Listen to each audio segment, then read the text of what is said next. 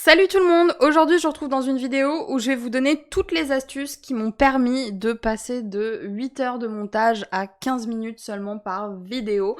Il y avait des vidéos à l'époque que je tournais et qui me prenaient vraiment des journées entières à monter. Depuis que j'ai appliqué les hacks que je m'apprête à vous donner dans cette vidéo, maintenant je prends entre 15 et 30 minutes à monter chacune de mes vidéos. Et du coup je me suis dit que ça pouvait être très intéressant de vous montrer comment j'avais fait parce que mine de rien ça m'a fait gagner un temps monstrueux cette histoire. Bien sûr, tout ce que je vais vous donner comme conseil ici, c'est pas tous les conseils que j'ai en stock. Il y a une grande partie de ces conseils que vous retrouverez dans ma formation YouRock que vous voyez actuellement ici et dont le lien se trouve en barre de description. Donc si jamais vous voulez en savoir plus et vous lancer sur YouTube pour faire connaître votre business, n'hésitez pas à y jeter un coup d'œil parce que je suis persuadée que ça va beaucoup vous aider à vous lancer sur YouTube.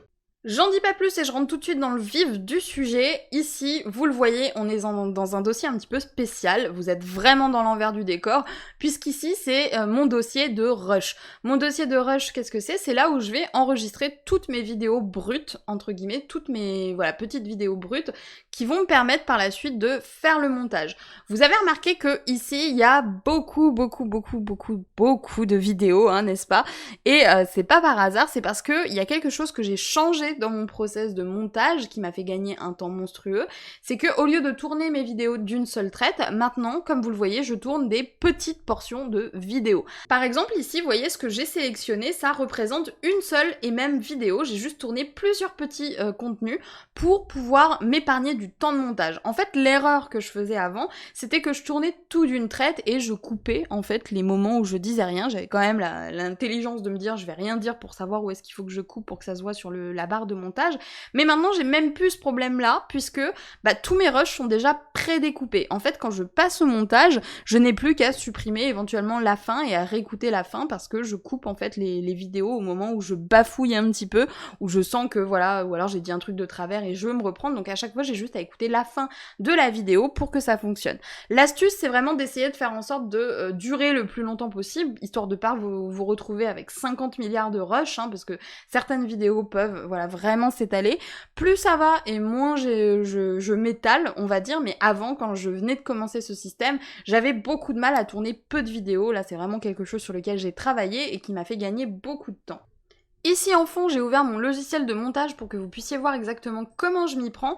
Et en fait, comment je m'y prends? Tout simplement, je vais venir sélectionner, vous voyez, ce qui correspond aux vidéos. Donc en général, je commence toujours mes vidéos par, une petite couverture. Donc ça me permet justement de mieux repérer où est le début de la vidéo et où est la fin. Donc j'ai juste à sélectionner puis à faire glisser comme ceci.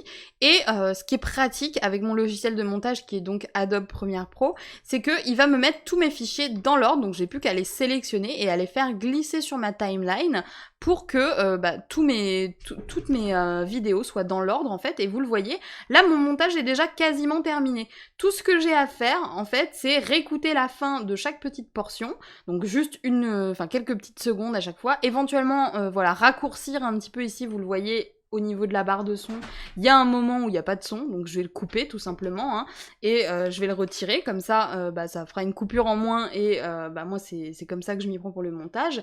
Et aussi quelque chose que je fais, c'est que certes, je réécoute la fin à chaque fois, mais je pars du principe que tout ce que j'ai dit ici, si c'était des bêtises, ou si j'avais bafouillé, ou si je m'étais trompée quelque part, j'aurais pas continué à parler et j'aurais arrêté. Donc ce que je fais, et ça va être peut-être discutable pour certains d'entre vous, c'est que je ne réécoute plus en fait mes vidéos en entier une fois que je les ai tournées.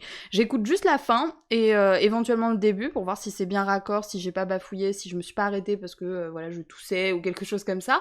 Et une fois que j'ai coupé mes petits morceaux de vidéo, je rajoute juste l'intro de fin ici, une petite musique si c'est de circonstance, et mon montage est terminé.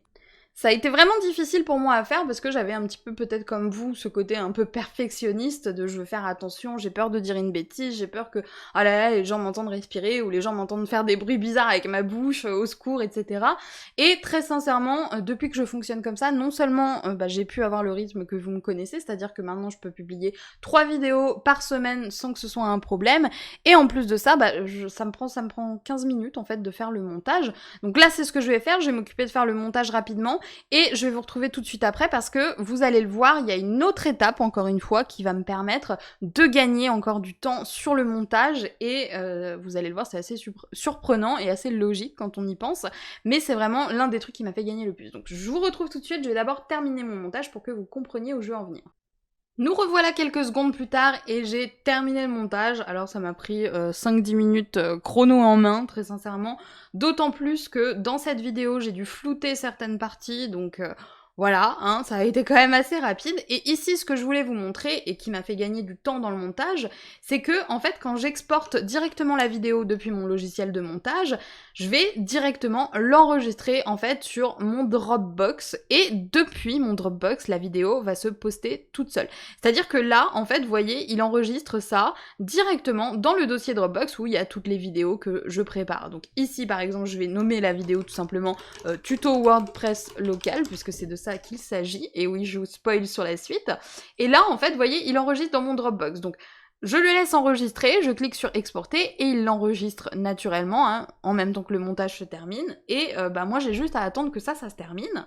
Et en fait, ce qui va se passer, c'est que grâce à un outil qui s'appelle Zapier, ma vidéo va être directement postée sur YouTube.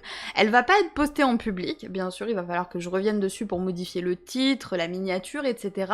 Mais ici, il y a une étape très importante qui saute, c'est l'étape de l'upload. C'est-à-dire que j'ai pas à aller sur YouTube, à cliquer sur ajouter une vidéo, à laisser la fenêtre ouverte le temps que la vidéo charge. C'est souvent en plus une procédure qui peut prendre entre 30 minutes et 1 heure en fonction de la connexion qu'on a. Donc c'est vraiment beaucoup de temps perdu. Ici, vous le voyez, j'ai paramétré ce qu'on appelle un zap qui me permet d'uploader automatiquement les vidéos finalisées en privé. Donc je vais cliquer dessus pour vous montrer un petit peu comment ça fonctionne. Alors c'est en anglais, mais c'est très simple à comprendre. Ici, en fait, je l'ai paramétré pour que à chaque fois qu'il y a un nouveau fichier dans le Dropbox que je vous ai montré, donc le fameux Dropbox avec les uploads, directement, il le réalise et à partir de là, il publie directement la vidéo sur YouTube. Donc ici, j'ai même pu paramétrer le format, c'est-à-dire, voilà, ici vous le voyez, ça me crée automatiquement mon modèle, on va dire, de page, voilà, on va appeler ça comme ça. Et ici, il met directement le titre du fichier que j'ai donné, donc j'ai donné un petit titre un petit peu random. Ici, il met le lien de la vidéo, et ici, il m'upload la vidéo en privé, comme ça je vais pouvoir la planifier moi-même. Et rien qu'avec ce que je vous ai montré là depuis le début de la vidéo, on est quand même à plusieurs heures de gagner sur le montage, sur la publication, sur tout ce qui va ensemble. Alors on est bien d'accord que ici, je vous ai surtout montré comment je m'y prenais pour mes vidéos tutoriels, les vidéos où je filme mon écran, mais ça fonctionne exactement de la même manière, hein. Si jamais je tourne des vidéos, je vais surtout venir filmer l'écran de mon iPad et ça va faire exactement la même chose.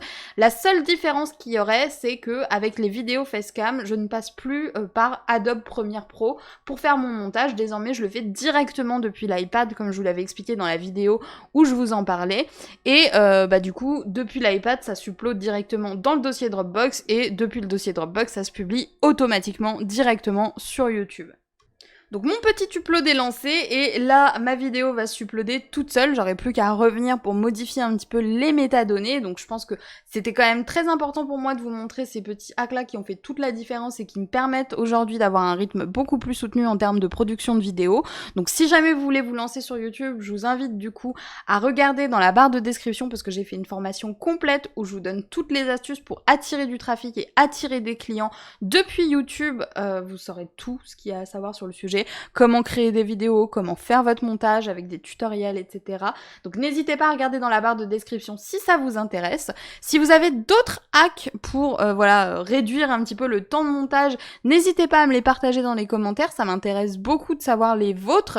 J'aimerais aussi savoir, si jamais certains d'entre vous sont déjà sur YouTube, combien de temps en moyenne ça vous prend une vidéo à créer, que ce soit en termes de montage ou en termes de tournage, de rédaction, de script, etc.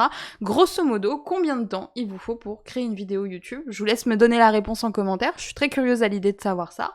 Pour la prochaine vidéo, on va parler du watch time sur YouTube. Je vais vous donner toutes mes astuces pour l'augmenter au maximum. Donc si ça vous intéresse, je vous invite à vous abonner si c'est pas encore fait. Moi du coup, je vais vous laisser là. J'espère que cette vidéo vous aura plu. Je vous souhaite une super bonne journée et je vous dis à plus pour de nouvelles vidéos sur la chaîne de Wonder White Queen.